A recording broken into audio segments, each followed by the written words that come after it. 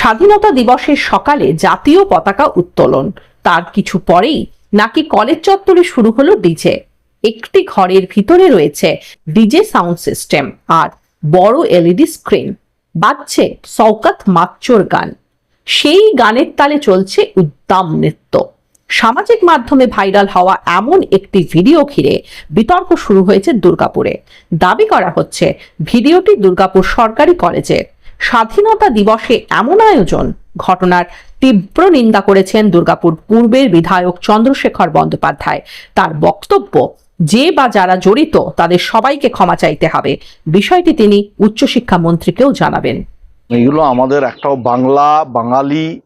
বাংলার সংস্কৃতি হতে পারে না। স্বাধীনতা এসেছে 200 বছরের ব্রিটিশ শাসনকে পরাভূত করে, বাংলার মঠ মন্দির মিশন এবং তার সাথে বাংলার বিপ্লবীদের রক্তের এবং তাদের বলিদানের মধ্যে দিয়ে এই বলিদানকে সম্মান প্রদর্শন করতে হবে। এটাই আমাদের বাঙালির সংস্কৃতি। এই বাংলার সংস্কৃতিকে যারা কেউ মানে এর পার্সেন্টেজ কিন্তু খুব কম, আপনাকে এটা বুঝতে হবে। খারাপের পার্সেন্টেজ হচ্ছে 1%, 99% ভালো।